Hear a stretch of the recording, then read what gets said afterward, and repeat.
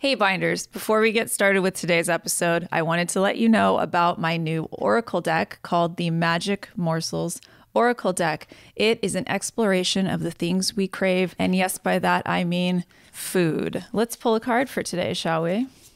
The chicken nuggies. This card is representative of our subconscious. And I know what some of you might be thinking, Laura, I'm vegan. I don't need chicken nuggies. Well, guess what? I have a vegan edition of this same deck for your Oracle pleasure. You can find our new Magic Morsels Oracle decks over at ladymoon.co or on our Etsy, etsy.com/ladymooncompany. And if you'd like a discount, because I would, you can get 20% off with the code MORSELS. Use that at checkout, and bon appetit. Hermes, draw near, and to my prayer incline, in arts gymnastic and in fraud divine. Dire weapon of the tongue which men revere, be present, Hermes, in thy subplant here. Welcome to Third Eye Bind, episode 36, Queer Magic.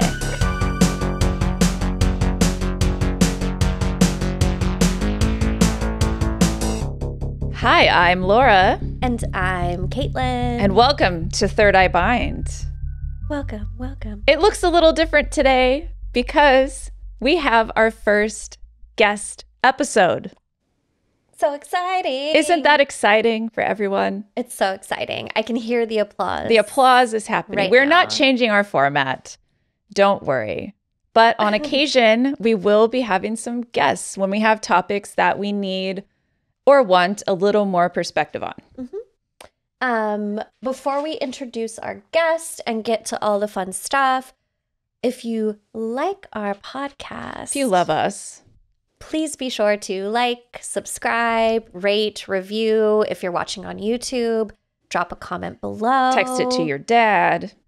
Send it to your mom. Share it with all of your friends. Tag us on your Instagram stories. We love to see it. Those things really, really help us. And if you really, really like us and want to support us even further, you can go to our Patreon. We have some great new revamped tiers, sticker packs, Zoom link access to watch live episodes, things like that. So go to patreon.com/thirdEyeBind. The stickers alone are absolutely worth it. Oh, I have them right there. They're holographic. We're going to have my assistant hand me my... Laura- Not your assistant. It's my sticker packs. So cute. Oh, And so our cute. little... The logo. I don't know why. I'm favorite. holding the mug, which I don't know why. I need to have more than one beverage because I'm on the spectrum. All right. Here we go. Anyways, you'll get a sticker pack if you sign up for the second tier of our... Yes. Anyways. And, okay, there's a really cool new tier Yeah. where you get to, like, be a producer on the show. And Basically. you get backstage access via live Zoom link Yes. to our recording sessions. And Laura and I are pretty fucking hilarious We're before fun. and after the show. And We're we would love to share that with you. The blunders, the bloopers, the in-betweens. You're giving, like, Catherine O'Hara right now, and I like Go, it. thank God. That's all I ever want to hear in my life. That's my goal. Anyway. So, today we are talking about Queer magic. Something that I know that I am so fucking excited about. And in order to really do this topic justice, we decided to bring in one of my favorite queer magical people, Sam Scharrer. Sam Scharrer. Sam Scharrer. Sam Scharrer is the wickedly talented creatrix behind TOIL+TRBL, Denver's only nano-soapery to offer aesthetic, witchy-themed soaps that help you tap into your inner magic. Yes, please. She's been making small batch soaps for over a decade. Wow. And transforming reclaimed materials from trash into treasure for even longer. You can follow Sam's spellbinding sustainability journey at toilandtrouble.com, and it is spelled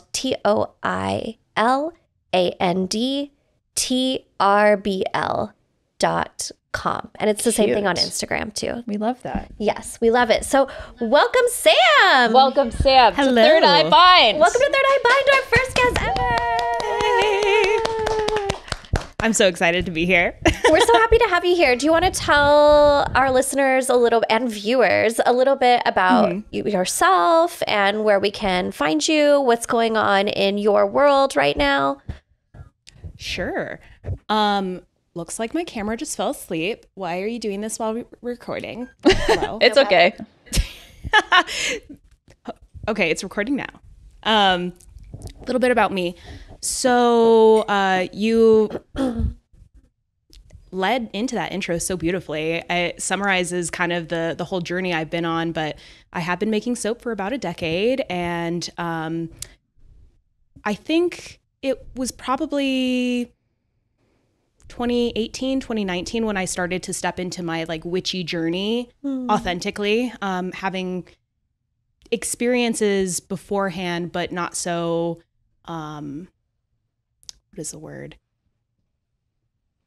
I had not come out of the broom closet just yet. And ironically enough, when I came out of the broom closet, I also just came out of the closet in general.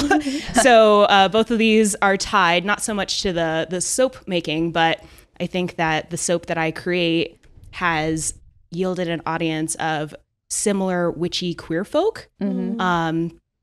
So you never know like how your magic will draw in people, even if it's just a simple bar of soap. That's beautiful.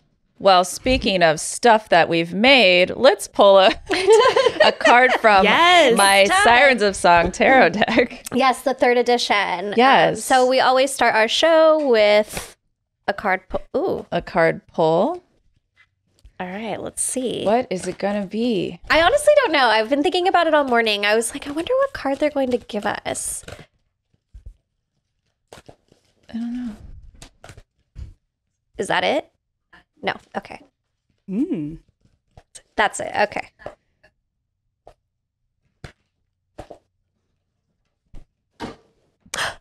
Oh, I love this song. So I don't yet know the meaning. Actually, I do because I know the song. Okay. So I pulled the 3 of Wands. That is so weird. Ooh. And the 3 of Wands brings us to a moment where we can see the potential for expansion and possibility in front of us.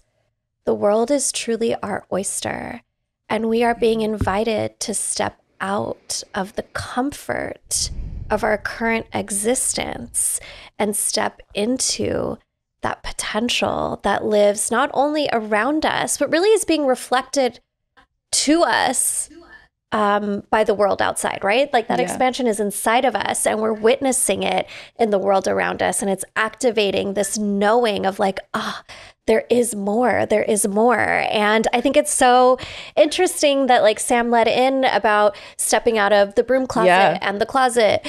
And when you look at the Smith-Waite version of this card, it's a figure standing on, it's like a stage card. It's a figure standing on a stage, and there's one wand here, 2 wands on one side, 1 wand on the other. They're like a doorway.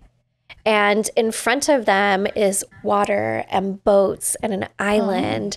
And it's this moment where they have to decide. Oh, I think they're even standing, it almost looks like they're in a castle, like on the balcony, the veranda of a castle. And it's this invitation to step out beyond the walls that have existed up to this point. Yes. To embrace all of the different things you can be. And there's a vulnerability to this energy, because when those walls are down, there's some protections that you lose. But it's this trade-off this risk that we have to take to allow ourselves to live more authentically, right? The wands are the suit of our inspiration, our passion, our desire to be alive in these bodies. And so we have to go past those castle walls in order to more fully embody who we're meant to be in this world. And like that is, I think, a really beautiful, am I crying? A really beautiful. Already? I know it starts. No, I'm pretty emotional today. too. That's really beautiful. It's a really beautiful parallel story for like queer awakening and spiritual awakening and witchy awakening. this moment. So I really love that this is the card. Also, because it's Sirens of Song, it's the B-52s. The B-52s roam. That's the song.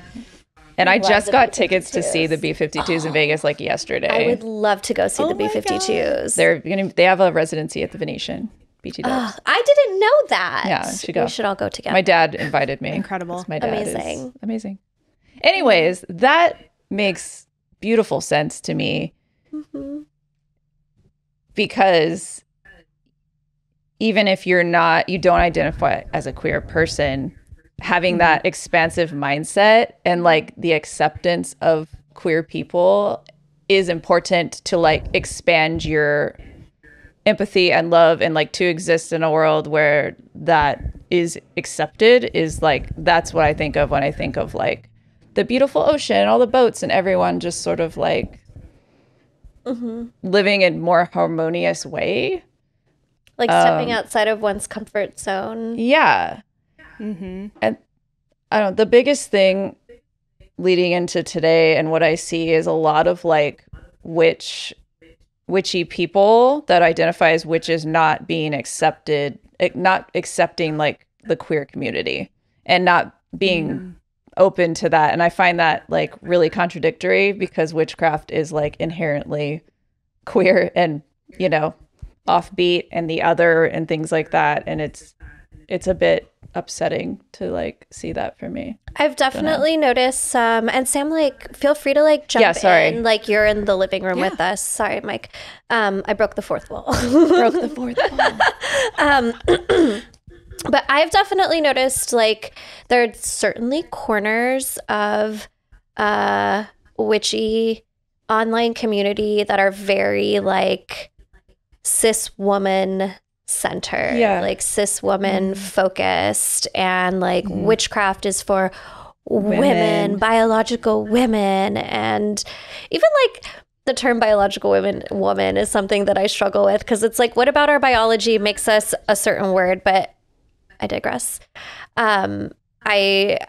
I've picked up on that too, for sure. And it's hard, because I agree, like, how can you be a part of counterculture if you are not willing to be accepting of all everyone that's included in that? Yeah. That's like my kiddo's friend's mom is like pink hair, tattoos, funky clothes, visually very cool, counterculture, punk rock, very anti-trans. And I'm like, how can you? I just don't understand like how folks can justify separate that in their heads like somehow. like how can you be a part of something that is counter to what is the like social standard, but then like say like, but that's too much for me. My brain doesn't understand it. It's unfortunate. Yeah. But Sam, I think folks have a hard time holding multiplicity, really. I mean, speaking from my own perspective, I think that holding an identity that looks a certain way to folks, and then having something that you have to keep for yourself because you're not sure if it's safe, it's just challenging. And I think that people aren't really willing to understand, I guess, the safety aspect of that. Yeah, I've definitely relate to what you're saying, like between myself and my kids when we're meeting new people, it's like, I want to connect with this person more. I want to be open to the idea of friendship here. But if I tell them that they're using the wrong pronouns for me, Right. even if I say it like, you know, from a loving way, like in a gentle way, because, you know, in my brain, I'm like, coddle everyone so that they'll be more accepting of you. Like, do I then put myself in harm's way? Do I set myself up for rejection, or worse, like danger?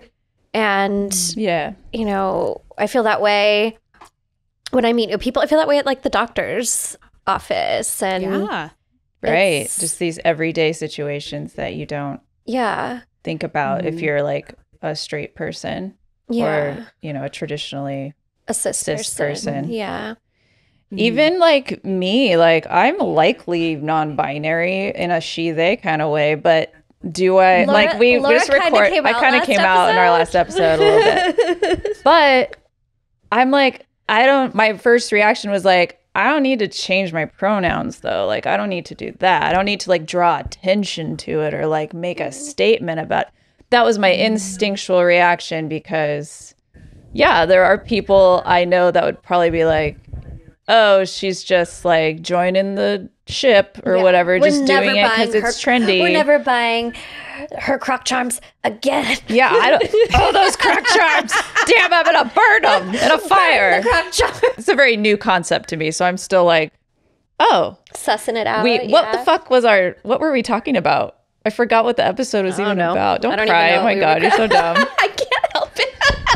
I forgot what the episode was about, but it was like a really good. It wasn't water. No, I don't even know. I don't even know, but it was like it happened. So, but that's. Oh, we were talking about the divine femme. We were talking about divine feminine. Oh, that was a good one. A spicy meatball of an episode. I feel like we could have had Sam on that episode. Yeah, too. Definitely. I mean, Sam, you're clearly great at everything, and yes, divine as fuck.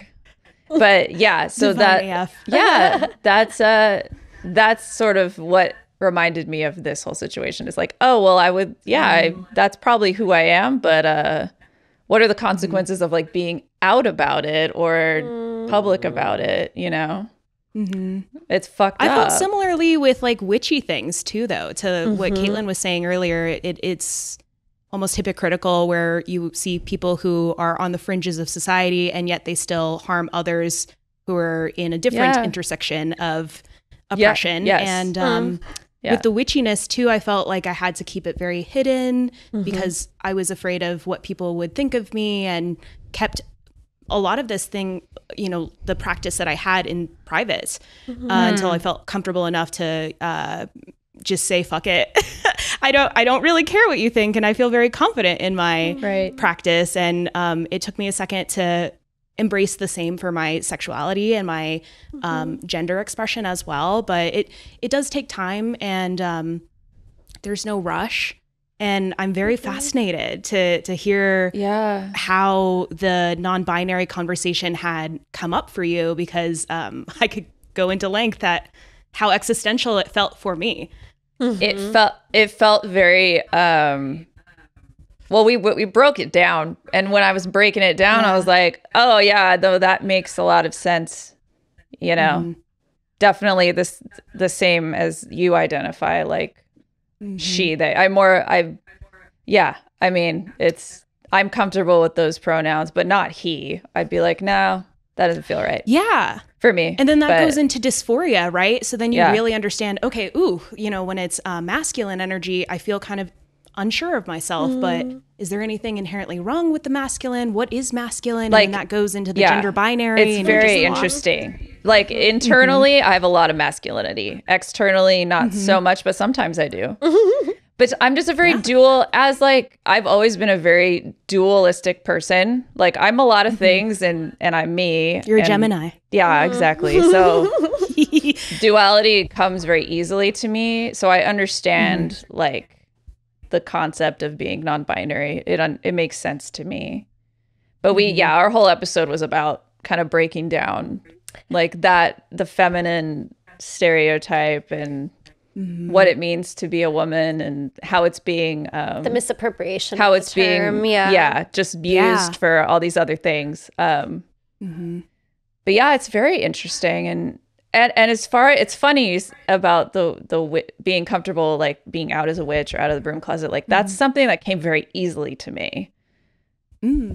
And it's definitely not the same struggle, as it's definitely not the same struggle, but it does have similarities to where someone who is a witch and can't be out about it and has to like hide what they do, which a lot of people do still. How they don't empathize with the queer community or being out or being gay or being trans, like that doesn't make sense to me. That's what I was getting at, was like that just doesn't I'm like, witches were historically the other. They weren't necessarily even witches. We've talked about this before, like they were on the fringes of society. They were weird old people talking to their cats. A lot of the time they were women who had power or men who had femininity, or whatever. Like they were just people that were different.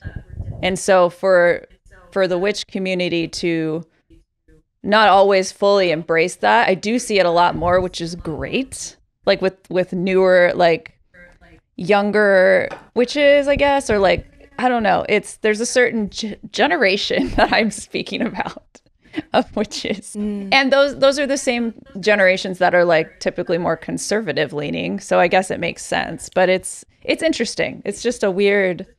I think, part of the reason we don't have a lot, I mean, okay, for me personally, like most of the witches I'm around are queer.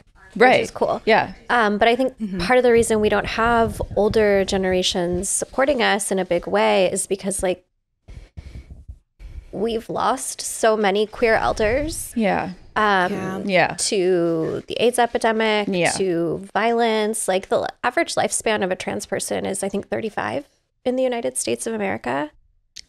Wow. And it's just something to like, I don't know.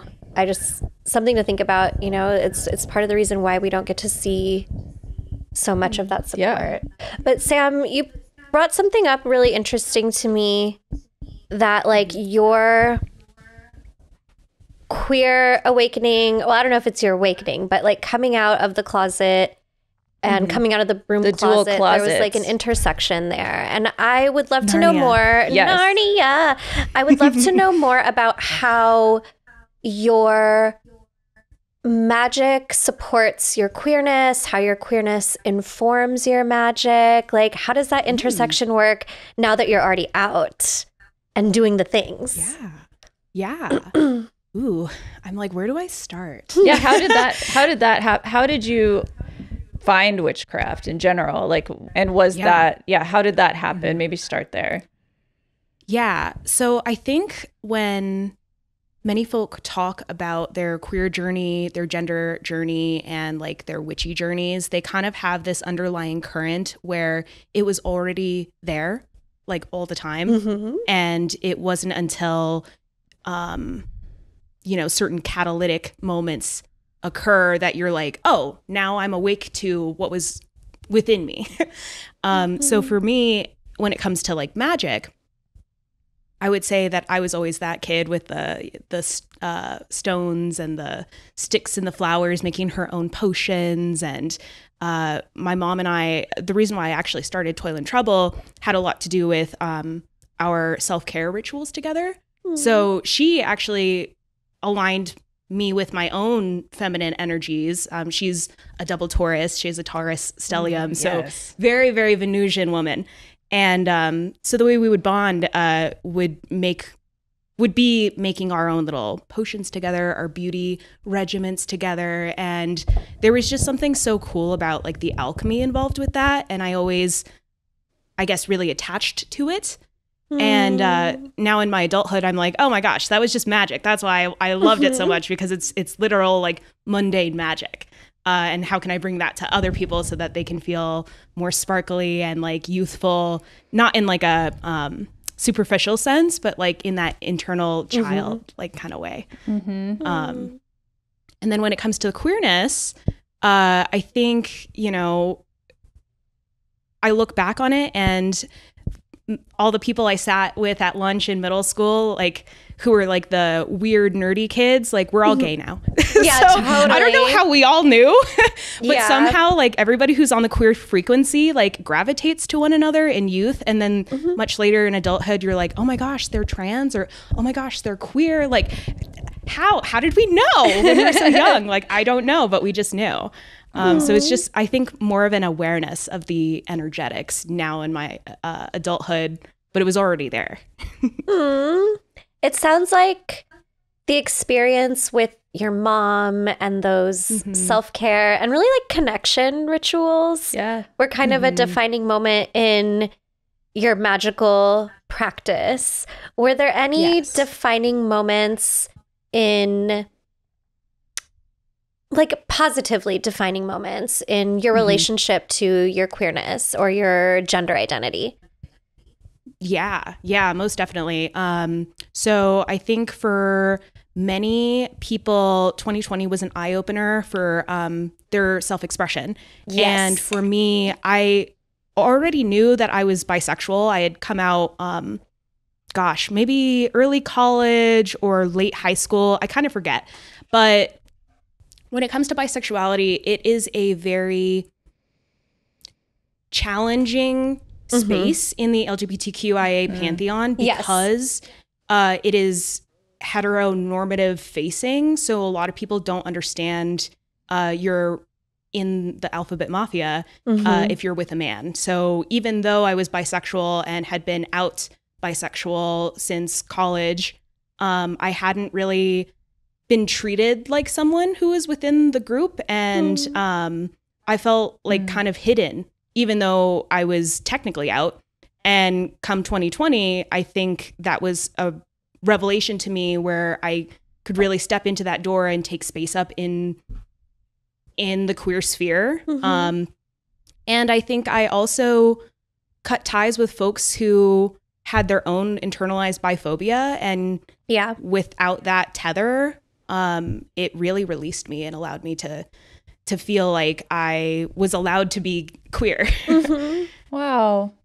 I Interesting. really appreciate you sharing this. My story is pretty similar, like eerily. Wow. Eerily similar. Like, I was out as bi in high school. Like, I knew then. And I was in Catholic school, though. So, like, we had to keep it all on the down low, right? But I was, kissing boys and kissing girls as early as 15, which was really cool.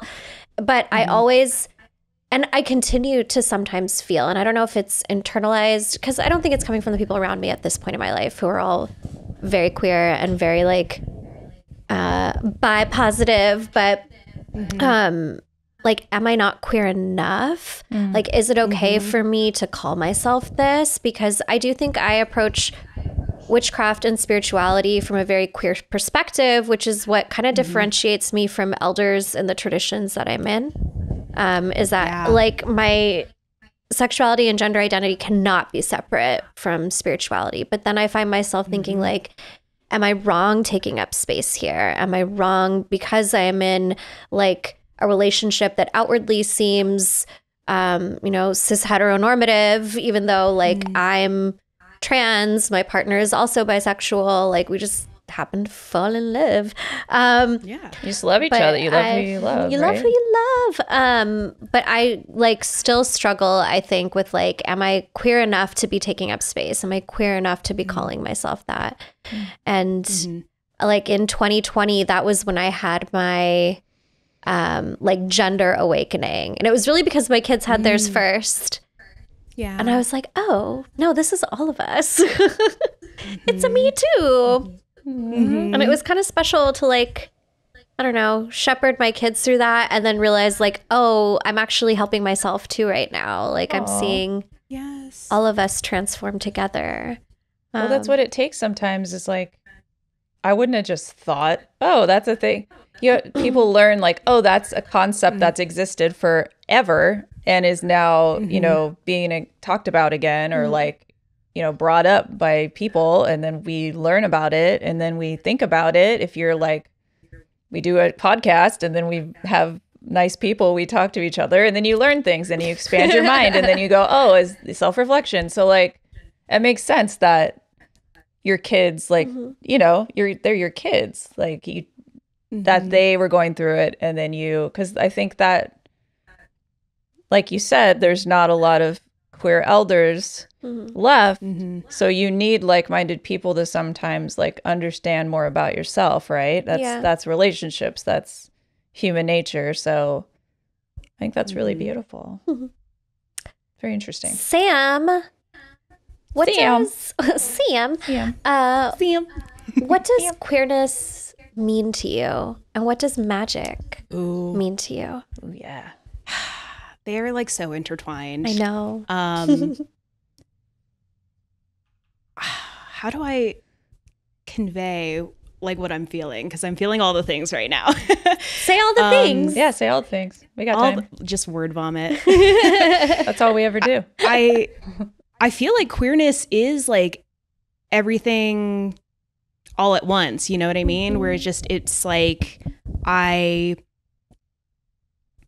especially the disposition that I sit in. So to kind of convey to the audience the intersection where I lie, I am a non-binary femme-presenting person, and I'm bisexual, and all of these things live in a very gray area. So it's not, okay, on the Kinsey spectrum, you're straight or you're gay. Like, I'm in the middle. Okay, so you have men, you have women. I'm in the middle. Like, so queerness to me is like literally that spectrum. It's the container in which you can express yourself and all different forms. And it's not even like a line to me. It's just this giant like I think I'm realizing why I love astrology so much, because I do view queerness in the same way I view space, where it's just like there's all of these little planets and places that you can experience different energies. And maybe that's why I'm so drawn to Magick as well, because it has a lot of fluidity and a lot of room for interpretation. Yes, absolutely. I think that's my favorite thing about queerness and Magick too, is like the expansiveness. It's not about one thing or another. It's about this like beautiful space where we get to experiment and explore the vastness of all the things. And there's like, no limits. If labels feel good to you, cool. Does not exist. But if you don't need it, also cool. Like, you know what? Also, that's creativity to me. That's creatrix. That's creatrix energy. I also identify as a creatrix, and that's a beautiful thing. All three of those things. So queerness is also creativity. It's creatrix energy. It is the most creative thing. It's creation also, with like our bodies and our identities and the way we relate to one another, and astrology and witchcraft. It's all making sense. My toxic trait is I think everyone's gay. Same, 100%. Yeah, I'm like, you're not even a little, like a little. People say that to me all the fucking time. Even my friend, her name starts with a J, was like, "You're bi, right?" And I was like, "No, everybody, I'm sorry, is a little gay." Just give it off. No, I'm really not. Maybe a tad, but yeah, a tad is. I think that's. Okay, but I who think doesn't that's find a women so spectrum as beautiful? well. We That's don't the do. thing. I appreciate do it. a blood quantum when it comes to queerness. No, there's a one drop rule. I think women are. I said you were beautiful. Like clearly, I'm like, oh, I appreciate your beauty, but like sexually, I'm not into acting on that. Well, okay, and that's the other thing that I think gets misconceived about like queerness and gender stuff is like, I think our world really wants to attach it to sexuality exclusively. Right, yeah. And like, it doesn't, while like sexuality can be a part of the human experience, like our queerness is almost, the like Venn diagrams might cross over, but like it's not all that it is. Yeah. And I think that's why like, it's like preference. In Florida and other places, we're getting all caught up in like the kids can't see gay because that's sex and sex is like, bad for kids. And it's like the things they don't always have to happen at the same time. They sexualize queer. They over-sexualize queerness a lot. Yeah. And what? 100%. And also, I feel like attraction doesn't always have to be sexual either. Like that's why we have the A at LGBTQIA+. We can be asexual. Wait, what's the A? Oh, asexual. Right. Like my little one who's a baby, but like, when you're small, you have crushes.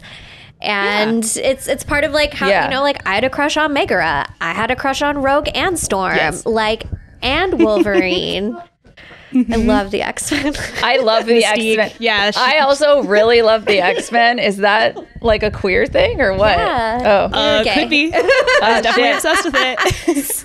If you like X-Men, you're gay. I really love we all have a common through line. Okay. I want them to do the X-Men correctly. Because I really liked the old movies. But I want to be Jean Grey. I don't want to be with Jean Grey. You want to be Jean Grey? I want to be Jean Grey. She's my favorite. I can see that. Yeah. Thank you. I always liked Rogue. I want like a nude. You're kind of giving Rogue right now. Yes, you are. And I love it. Like I want to be you. I want to be your friend and hang out. Right. But, buy gloves. Yes. Just touching You're people an icon. so I don't kill them. Yes. Oh, so good. It's like Haunting of Hill House where she has the gloves. The glove, yeah, totally. She's pretty too. So cool. I do tell women they're pretty a lot in public and they get weirded out. Like older That's women. on them. That's on them. Like I really if do. If a girl tells me I'm pretty, I am like, I'm if like, a boy tells me I'm pretty, I am like, pepper spray. Yeah, no, for sure. I'm like, get the fuck away from me. But I'll do that. I told a girl she smelled good once and that was weird for her. I was like, you smell like jasmine. For her. She smell like jasmine. And then I ended up in the back of the checkout line, like in back of her. And I think she was strange. I was like, I was just softly sniffing her hair. It's fine. No, I don't know why like, she's so weirded out. Like, oh, you smell like jasmine, baby. That's what I said. No, I didn't say it like that. No, you didn't say it. But like older women, I'll do that too, especially if they look like me because I'm fucking vain. Like if they're older redheaded women, I'll be like, excuse me, I don't mean it to be weird, but you're very beautiful. And I'll be like, we kind of look alike. I swear to God, I've done that so many times. Like we kind of look similarly. We're really beautiful. Okay, bye. So are you, Laura, are you aware of how like in the queer sphere, there's that thing where you date your twin, basically? I definitely am I'm so not. glad you got there. Really? Yes. Oh, weird. That's a thing. Yes. We're all very vain. Well, see, I'm not attracted to white redheaded people though, but I'm more like fair. I think can I date But myself? Laura, you just told me that you go through Target. Yeah, telling all the beautiful but it's redheads that they're appreciative. pretty. But I do think they're pretty, but I don't. That's where it ends though. Like I don't want to date them. Yeah, but that's okay. Well, is I have a type. Let's just be straight up, and it's Asian men. Asian men. Period. Okay. Period. And my husband is super cute, and I love him. And I like Asian dudes. So I don't know what that means about me. In my current iteration, I like Asian men. I just like hot people. Same. I do like hot people, I though. love hot people. That's all I need. Maybe that's my spectrum, though. It just goes boop, and then it never goes huh. I will say that, like, With that when I was in my particular thing. early 20s and I had really, really short hair, like, I only fucked with other, like, femmes who had also had short hair. Really? Yeah. That's interesting. Yeah. Honestly, if I had a twin, if I had found myself, I'd probably want to date them, though. That's gay. Just because I like myself that much. That's kind of nice. Yeah. That's I thought that was just being conceited. I thought that was just being vain and weird. One of my had queer no awakenings was a short film called Hirsute, and it's a time travel like short film where this adult man like creates a way to go back in time, and he meets his past self, and they have like a kind of like a gay intertwining. And yes. that felt so resonant to me. That it was like, oh yeah, like actually if I did ever meet myself, like I would just want to know, like, am I a good kisser? Or Yeah, I would like, fuck me. Absolutely. You know, like I wouldn't fuck me. I would just I wouldn't. I'm being honest. Fuck me. I would be my masturbation is a best friend. You know? Yeah. So I do fuck me. So I don't see anything different. Yeah. I also have like weird sexual trauma, so I think there's I think that's a part of it. Yes. That's yeah, I don't want to get into that right now. But that's okay. But I do. I think that's a part of my conundrum. Totally. I know it is. So Yeah. But sorry I didn't get all damper that's on the okay. queer party. No, but not at all. It's reminding true. me of like I do. how long it took me to kind of work through my own stuff too, to get to a point where I felt like able to explore more interesting things like that, where I'm like, would I fuck me? Is that interesting? I don't know. Maybe it's just weird, but I masturbate. Not that often though. Right. So you fuck you. I do fuck me. Yeah. Yes. In this exactly. timeline. What was Maybe the person from once every 2 months. Silence of the Lambs? Buffalo Bill. Buffalo Bill. I'm Buffalo Bill. Which also very anti-trans, not great for trans representation, but were they a trans iconic. person? But fucking iconic. In the I've never actually seen that movie. The queer person, the trans person, the drag queen are always the villain. But like the jokes on the media, because we're like, we're gonna That's messed we're up. gonna love on that. Like they tried Captain Hook, queer. Oh Ursula, yeah, queer. Ursula's queer. Maleficent, queer. Mommy, Queer. Mommy, Maleficent, child free by choice yes, and queer. yes. I'm a part of the child free and they're like, community. don't be this, it's evil. And we're like, I'm like, yes, They're I the most would like to fabulous. be. Yeah, like Yeah. the villains were the best. There's definitely that weird, like, they're codified queer, but they're evil thing. Yeah. But I'm like, that's why I like them. And I think that's also why I like Magick. I'm just like, ooh, but I want the darkness. Is I want Scar the, queer? like, Scar's misunderstood. queer. Scar could be queer. Scar is definitely, Absolutely. Scar is queer. Yeah. Be prepared. Scar. That song. The hyenas. Oh my God. Hades. I agree queer. that like darkness, the liminal is so queer. spaces. Hades is very queer. Yes. Okay, that's weird. What? Okay, this is how. Okay, hold on. So I play Dungeons and Dragons with Yes. Love. with two of my very good friends, and my character in Dungeons and Dragons I've been thinking about this a lot. is a he, and kind of looks like a hot version of Hades from Hercules. From the Disney That's one? how I describe him, and his name is Polaris, and he's like a bad boy, fucks everyone, but he thinks he's the shit. That's my character. It's an air spirit. Are you a bard? So yeah, I'm a bard. Of course you are. So that's that. Hot fuck boy energy. Yes, Hey, hot fuckboy energy. I have a Why is that my client- character? I have a friend now. I have a friend. I'm exploring my gender. You are, and I am through Dungeons and Dragons. Fuck Yes. I have a friend That's the gateway, baby. who Yes. hosts classes about exploring your gender through RPGs. Yes. And they write games. They are an incredible game master. I play a game with them called Thirsty Sword Lesbians. Oh right, yeah. Oh, is that the same one where you're on the I've been island? dying to play that one. Yes. Oh, Thirsty Sword Lesbians. Yeah, right. we actually started playing Glitter Hearts, but the rules Glitter we Hearts. didn't like. So then we changed to the Thirsty Sword Lesbians, and it's been a great time. But RPGs are really kind of safe container for us to explore Experiment and our explore gender and our sexuality, Right, yeah. within That's so the fucking confine, weird. the container of That's what I this do. space of pretend. I'm a dude in my game. Do you and I play love any him. RPGs, Sam? I do have a friend who helped me create my own character, and Finch was so wonderful as a introduction to D&D because I had only ever seen it through the lens of dude bro. Yeah. And so I really Totally. didn't want to experience it like that. Yeah. And when Finch was helping me create a character, it was really just I'm exploring this in the same way I would explore myself in therapy. This is so cool. It's very therapeutic. It's awesome. I also practice what's called IFS, internal family systems. Oh, yeah, and yeah. that Oh, modality that's is so in alignment with D&D.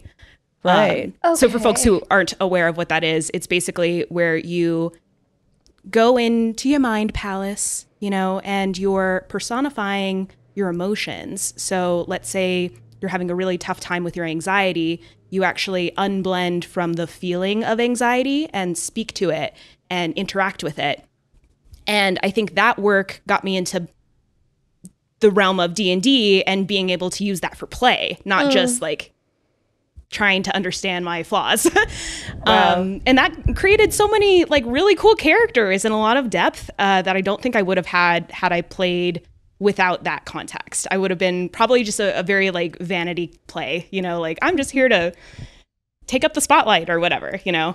Right. Which, I mean, that's fine too. And that's fine too. That is fine. That is fine. But I really enjoy like the storytelling that comes with D&D, because you not only learn about yourself, but like you're building something in co-creation. And I love that. Like, I don't know. If somebody's hogging up all the spotlight, you're not sharing the story. Yeah. No. It's fun. It's art. And I'm an actor, like by trade and training, or I used to be an actor. And that's a similar thing that you get out of it, is being somebody else or playing a character and understanding like and exploring yourself through these other things, and art and creativity. And that's why creativity is queer. Like that's a tool. That's such a beautiful tool. Like I really encourage like everyone that's practices magic or that I even know to find like a creative outlet, because it really can lead you down paths that you maybe didn't know you had. And it can be a really great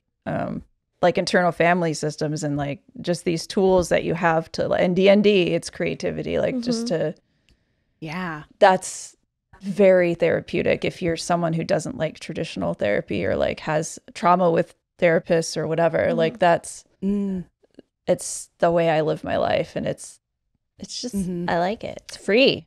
I had never heard of IFS before, but what I think is interesting is like in my practice, something that I do with myself and that I do with my clients is when there's something that we're struggling with, like we call in this, we give that thing an identity and a name, like it's its own spirit. And so I'm like, oh shit, like am I doing that? Like I feel like I'm going to have to go dig into it, because like, you know, whether it's anxiety, maybe it's time, maybe it's you know, whatever it is that we're struggling with, and like by personifying these things and making them separate from us, we're able to have conversations with the spirit of these things and like have more agency over our lives, rather than feeling like this one energy or entity is controlling us. And I'm like, oh, it's so less personal that way too. So like I think the common response is to be defensive, where it's like, okay, we're going to work on your anxiety. Well, I'm not anxiety. Anxiety is something I feel. And when I'm separated from the anxiety, you see your selfhood.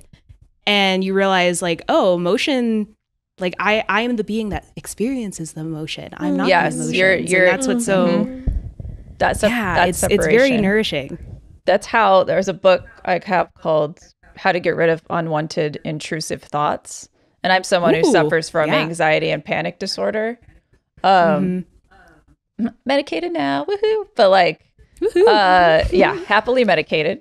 But that's the concept of that, is like the voices that are telling you your dad's gonna die or whatever it's telling you, where it's an intrusive thought that doesn't need to be there. Like learning to be like the third party and hearing them talk like separate from you. Like that separation is something that they talk about too. It's very interesting. Yeah. Do you feel like that has helped you in your mediumship? Like I know that you say that you don't practice. Me? But, like you do have, I thought you were talking to me. You know, like both of you. I know that you feel shy taking on that role. Label or whatever. I mean, but both of you have this capacity to work with energies, and you know, like how has that helped you in your spiritual practice? I think it's interesting what you just brought up too, because I literally was talking to my clients about it this week in a group session. Like I also have struggled with intrusive thoughts, and it got particularly bad when I was experiencing like postpartum depression. It might have even been postpartum psychosis, TBH. But what helped me is like I go to the altar and I'm like, I need your help with this. Like, I need your help with this. I need you to interrupt these thoughts. And I can hear my spirits, like, I'll get the intrusive thought, and then I'll hear my spirits say, like, that's not it. Like, they literally are telling that thought to go away from me because I can't do it on my own. And as I was sharing it in, like, the context of that group, everyone was like, yeah, absolutely, let's do that.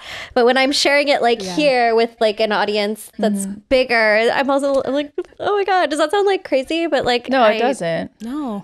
I am who I am. I don't know. I've never thought about that. But like my mediumship has enabled me to work through those intrusive thoughts. And like they're not always, I feel like it happens less frequently now at this point in my life. Yeah. Blessed be. Yeah. But you know how it is. Like stuff still pops up from time to time, and I'll hear my spirit say like, "That's a lie. Don't talk to Kaitlyn that way." Or they'll correct me, which is my favorite. Like if I'll something like, you know, "Oh, why didn't you do this? You're being so lazy." They're like, "Or you're tired. You've been taking care of all these other things. You need to sit down." And I'm like, "Oh, you're right." Like I'm pretty mean to me sometimes. And I love when they don't like that. They reframe my thoughts for me. Aww. And it's a beautiful thing that I'm grateful for. Yeah. I think I've never thought about it. Like, I don't know that it's something I consciously am aware of. I think I've always had, you know, a relationship with my spirits and magic, and like felt very held in my life and my existence. And that's been my grounding force since I can remember. And yeah, in terms of like me, I don't know, because I'm not really practicing mediumship or like trying. Yeah. But the psychometry is something I'm into. And like, I don't know. I think just being able to, I don't know, honestly. I don't know. I just, you know, you get impressions and then it happens. Like, I don't know how to like, that's very interesting though. You're like Phoebe in Charmed, right? Is she the one that has visions? I don't know. Uncontrollable visions? I just get, it's like when I read the lighter. That's a raven. Like, that's a raven. Oh my God, yes, please. When I was holding your lighter, I was thinking more about this because that was the first time I've ever like tried to do that for somebody. And I got a visual, got a dad vibe, and then I could see him from your perspective as it's like I teleported to like another time and place, but I was me, but I was, I think, Kaitlyn. So it was more like I guess a vision, or like a, I don't know, like astral like astral projecting or something. Yeah. Oh, I've astral projected before. That shit's wild. Scary. It's I did a guided meditation to like a past life. I've done that a few times. That's fun when it works. It's a trippy. What do you got to know? Sometimes you get eaten by a shark, and dude, you know, not okay. You're talking about me, right? That hasn't always. That hasn't. Okay, I was like, did you too? No. But I did have an obsession with sea lions and seals at a very young age. So I did like a whole report in second grade of like the differences between the two. It was very upset. I don't know. And I love them. They're just little like familiars to me. So cute. How I found like deities, because I didn't grow up with anything, was I did reports on Greek mythology in like the second grade. I feel like Greek and Egyptian mythology is a lot of our gateway. It's just into magic. Yes. And so like 100%. And queerness though, and honestly. Like the Romans so are so gay. Romans so gay. into Greek and Roman, like, and I have like a little bitty bit of ancestry, but like those are the things that that's what I call like Aphrodite to me, is like that energy. I'll say like Aphrodite or that energy, because I don't want to like name it as this one thing. But yeah, anyway, that's how I sort of even that's the mask in which they came to me in. Yeah. Does that make sense? Yeah. So it's very interesting when you don't have like a cultural lineage of set things. Like, how do you find magic? And like when you don't have a cultural Greek mythology will do it. Well, like when you're queer and you don't have any reference to how you feel, like same thing I would imagine is like, you know, sometimes these things, certain things come to you. My dad was trained as an interior designer. He ended up being a furniture builder, like my amazing grandpa. But like queerness was not concealed from us ever. Like my parents, when we were in high school, were like, "Are you gay?" Like, we just want to know. Yeah. Like the bird. I watched The Birdcage when I was like, oh my God, The 7 Birdcage years old. is Like great. we like Iconic. Great yeah, movie. I'm super grateful that we had that kind of influence in our life, and that it was never, because I went to Catholic school. So at school, I was a sinner on so many levels, but at home, I was not, which was nice. I have a fun fact Thanks, Mom and Dad. about The Birdcage. Right? You do? Nathan Lane was not out when that movie came out. Really? He wasn't Wow. out I didn't publicly. know that. And Robin Williams, there was an interview, I guess, where him and Robin Williams were like being interviewed, and somebody like tried to kind of out him, and Robin Williams like skirted the question, shut it down. Isn't that sweet? Wow. Because he Robin wasn't Williams ready, forever. or like he was concerned, Yes. but he wasn't out on The Birdcage. The most didn't know iconic, that. one of the most iconic. Like Wow. Wow. also Tu Won Fu. Thanks for I was everything. just gonna like, say that. That was my Priscilla. Yes. That was my other like movie when I So was good. yeah, or it's just like As a a kid, I positive loved those representation of movies. queerness, like that. You know, there's a lack of that, and there's a lack of that with witchcraft too. I recently You know? was watching an interview with like all 3 actors from Tu Wong Fu, and like the sincerity and the love that they poured into their characters was just such a delight to hear them talk Yeah. about. I was like, It's really sweet Yeah. and rare at the time. yeah. It's really Still cool. rare. Yes, almost, yeah. you know? Rare. Like I Yeah. think about that and I'm like, wow. Sam, Special. who or what makes you feel most magical? Sam. Who or what makes me feel most magical? Gosh. Ooh. You know, okay, so I think we had talked about this Venn diagram of different things where you have like a witchy sphere, and then there's also the queer sphere, and I'm like in that little intersection. And glamour fits between the two. So I feel most magical when I'm like expressive. And I think if you watch RuPaul's Drag Race and you see these queens embrace their inner glamour, that's like it's literally armor, to protect the more vulnerable side of yourself. And that's, I think, the easiest way I can convey it, where I just feel like the most magical when I can express myself to the fullest and not feel like I have to hide in front of others. And in fact, like if people are going to stare at me, like I'm going to give them a show. Yes. And that's magic. I think that it's one of those things where like, oh, I can't believe this in front of my eyes kind of thing. Like I love that feeling. Me too.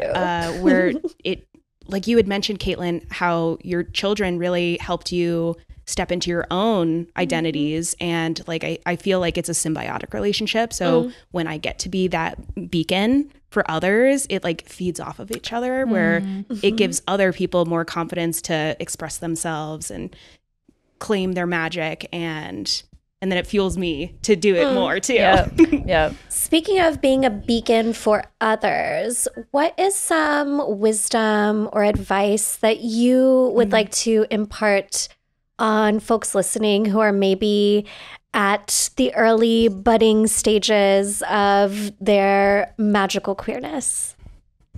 Ooh. I would say intuition is like the big one for me. I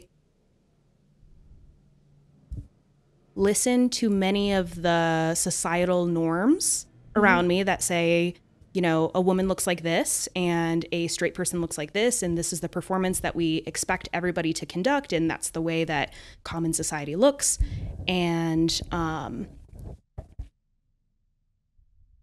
I think tapping into my intuition, there was always something saying like, well, like that's not how I would do it. And at the same time, the outside world was telling me it was wrong. And I wish I had trusted myself earlier. So that's what I'll say to many folks out there, where, and it's okay to conceal it for your safety, but internally it was a lot of unlearning to do to reunite with the intuition. So had I had that connection and just trusted it, I feel like I would have gotten on this journey quicker.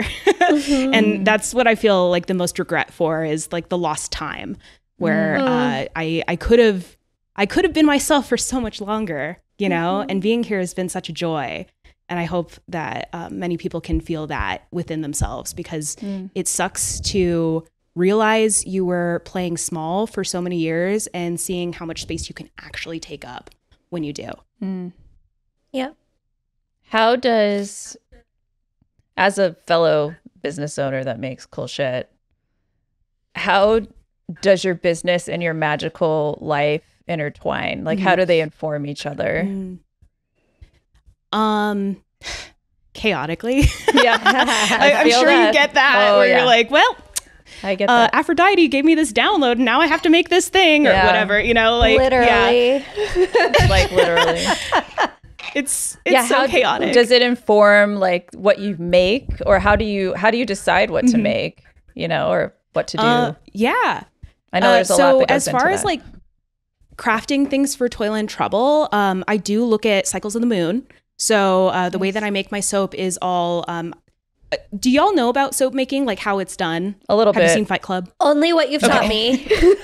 I used to work yes. for a soap company, but I didn't make the soap, so you can explain. Oh, that's cool. Yeah, You're tell just us. like, okay. I just worked at the store. It was You're like, I boring. was just there, you know, This is before swiping the Lady cards. Moon. Yeah. Soap slinger. I worked for Lush, Soap and I slinging. worked for another. Actually, I worked for several soap companies. Weird. You're Lush is like, dumb. I didn't realize that this was a through line. I like soap. Yeah, soap is consumer of awesome. soap. And it's also kind of badass. I'm not going to lie. Like, it is very like chemistry oriented. Ooh, so yeah. Science. to make soap, it's a chemical process called saponification. And basically saponification is where you take a mixture of lye and water that is going to create a thermodynamic reaction where it goes really high in temperature, finally reaches its peak, lowers, and once it's at that stable temperature, you combine it with a mixture of oils. The oils themselves have different properties. So for instance, I use coconut oil in my soap primarily for its sturdiness in the bar. So it makes a nice hard bar of soap that will last long in the shower, and it also makes really fluffy bubbles. Shea butter is really good for your skin, but it doesn't, you know, really help as much with the bubbling. It's more of like a creamy lather thing. So it's all like trying to create a formula, like a magic potion of how many oils do I put of like this percentage to get this kind of quality from the bar I produce. So once I've done all the sciencey bits and tried to figure out, okay, here's the formula for the soap itself, I take the water that I will mix with the lye, which is that caustic chemical from, if you've seen Fight Club, where he pours the stuff on the guy's hand and it burns him, that's the caustic material I work with. Oh. So again, it's badass. Like, Do you wear I'm those working with gloves some dangerous when stuff. you do that? Do you wear your gloves? Yes, and I do wear gloves while I do this. I actually have to like wear a hairnet and like a whole lab coat and the whole thing, and to make it, you know, safe for skin and whatnot. But you really are like hot Dexter's Lab. You really are like Dexter in Dexter's Laboratory, but hot. I love that too, because he is definitely one of my like avatars, I think, for my business. Totally. Like, I don't know. Yeah. Fun fact, canonically, Dexter is a Capricorn, and I have a Capricorn stellium, and so I'm just like, I feel so seen by his brilliant mind and Dexter his would creativity. be a Capricorn. Let me pause. What the fuck is a stellium, and do I have one? It means you have 3 or more planets in a single sign in your chart. I don't think I have a stellium. Boo. Oh, Sorry, move on. Bummer. maybe you do. I don't think I most do. people have like one. I'll check. Just wanted to clear that up, you know, because it was Oh, so yes, important yes, to yes. interrupt you. Yeah. Well, no, I mean, it's important to clarify what Right. stellium is, Yeah. because a lot of people They're like, what? know some astrology, but not like the kind of nuanced terms and whatnot. Totally. But yeah, Dexter is definitely a Capricorn, and canonically his sister Dee Dee is a Cancer, which is the opposite sign. How cute. And I think that's so hilarious. Wow, I love that detail. I'm going to have to go back and watch Dexter's Lab with my Yes. kids later today. I think it's going to be a topic for Pop Cosmic whenever we premiere that. Yes. Ooh, Okay. which, by the way, Plug your thing. oh my God, B-52s. Yeah. Okay, Laura. What? Kaitlyn knows a bit about this behind the scenes stuff, but I'm in the process of launching a podcast called Pop Cosmic, and it's all related to the astrology of pop culture. Amazing. And because Pop Cosmic has that syllabus that's kind of similar to Rock Lobster. Yeah. Pop The theme song is Cosmic. definitely going to be B-52s themed. I love Which that. is the Yes. what we got in our card pool. Yes. Like, that's Which crazy. is who I'm going to go see in Vegas. Yeah. Yes. That's, Yes. Whoa. Okay. I love that. I love that. Synchronicities. Yes. There and are this, no did you say Anyway, the what was song I that saying it about was? Dexter's Lab? It was Rome if you want It's to. Rome. Yeah. Roam around the world. Hip to hip. Roam around the world. Rocking through Is the there wilderness. a soap that's your favorite or like your bestseller or like that you had an interesting experience in creating, like a special moment or anything like that? Yeah. Well, Kate, am I able to speak to the? Okay. Yeah. We're in the process of making Olympia soap right now. Ooh, yeah. So collaborating between the two of us so that your clients have a more accessible way to cleanse. So you can literally cleanse with a bar of soap, but also spiritually cleanse with the magic that you've infused into the you. whole. Well, Beautiful. yes, but you know, like the mother of mystics, like And Olympia is a spiritual that. bath for anyone who Yeah, it's doesn't know, right? a cleansing, and cleansing. it can be a bath, it can be like right. there's lots of different Okay. ways you can do it. But yeah, Just FYI. Limpia.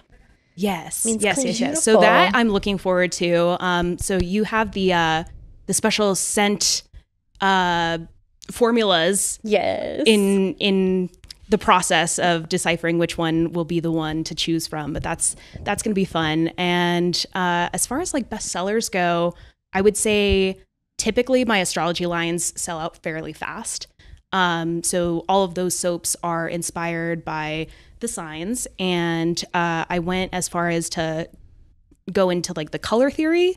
So each, Right. Gemini soap, Yellow for or instance, something? yellow is, Yeah. yep, exactly. Yeah. And silver is also a correspondence for y'all. Yeah. So I used a biodegradable eco glitter on top of that so that it has this like sustainable sparkle.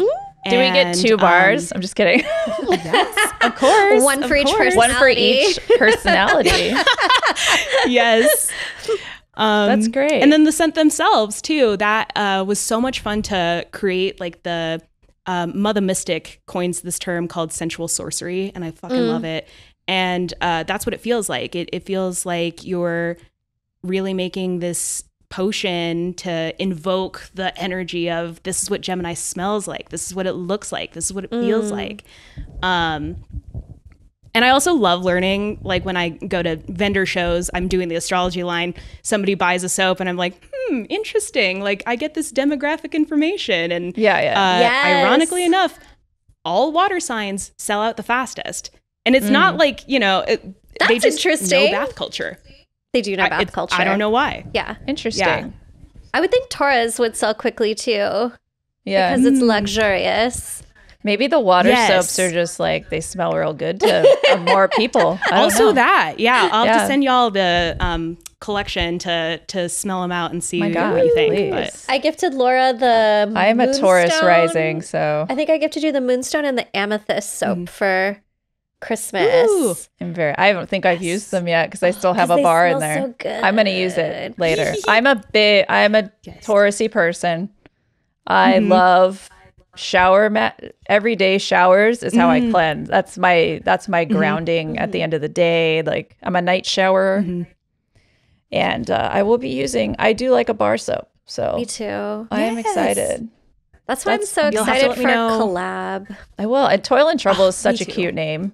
It's such a So cute, fucking cute. name for a business. I applaud you. on thank that. you. And you really Shout are out to like Shakespeare. bubble, Yes, bubble, double. over Toil the and Trouble. cauldron, like incredible. Yes. I fucking love It's it. amazing. It's very, very You're so cute. cool, Sam. And the witches in Hamlet, misunderstood. Yes. And iconic. And iconic. Yes. And right. I think they were in gay. And gay. Probably. not to be obnoxious theater kid, but it was Macbeth. But it's okay. Oh, right. Macbeth. Oh, it was Macbeth. You're Sorry, right, not Hamlet. I had to say something. You're right. No, we would get thank you. emails. No, I appreciate the correction. You think I would know because it's my like business name? No. No, you did. It's fine. It's all, they're similar. It's all but- Shakespeare.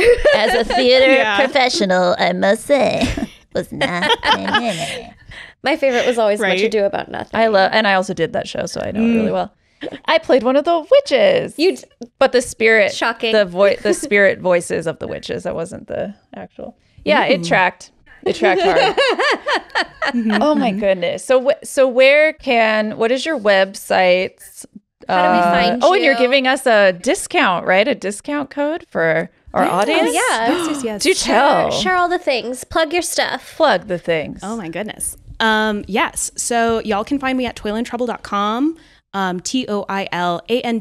TOILandTRBL. I spell things uniquely because I'm just a unique person. When it comes to discounts, I would love to offer everybody 20% off using lot. the discount code BIND. Ooh, That's a lot. BIND. that is very generous. Is that too much? No, that's great. know. No. We're, that's what I'm I more than offer. happy to offer what you've said. Okay. I think that's great. Fine. That's great. Thank you, Sam. Thank you so much, Sam. And we'll link that in the course, show of notes course. as well. Yeah, we'll link it in the show So, notes. yeah. Right Amazing. on. Well, thank you so much for having me. This is a wonderful journey, and I know I noodled around a little bit, but thanks No, for your we're all noodles. patience. That's all we do is noodle. I'm hungry. Just nudes all I know, day. now I'm hungry for some nudes. I want a noodle. Me too. I had noodles last night. Thank you so much, Thank you Sam, so much, for being Sam. our first guest. Our first This guest, was yay! An amazing time with you. I'm so happy that we got to do this together. Thank you. So thank you. And everybody, please check out Sam's website. There's soap. There's candles. There's Magick. There's all the Sam. things. There's Sam. It's Sam. I love that. Congrats on everything. Yes. And also be on the lookout soon for the Toil and Trouble Mother of Mystics soap collab. Yes, Probably yes, coming to yes. you this summer. So yes. All right, So good. everyone. Wow, Well, thank you, Sam. And thank you for listening to Third Eye Bind. Be sure to leave us a message on the Third Eye line. Bye-bye. Goodbye. Bye. Thank you so much for listening. You can follow the podcast at Third Eye Bind Pod on Instagram. There, submit your questions via the Third Eye line by sending us a voice message or text DM. The show is available wherever you listen to podcasts and for you to watch on YouTube. Get early access to episodes and even monthly one-on-one sessions with us by joining our Patreon. Find us at patreon.com/thirdeyebind. Third Eye Bind is produced and edited by Mike Realm. Hosted by Kaitlyn Grania and Laura Wong. Music by Mike Realm. Set design by Laura Wong. You can find Laura on Instagram at Lady Moon Co.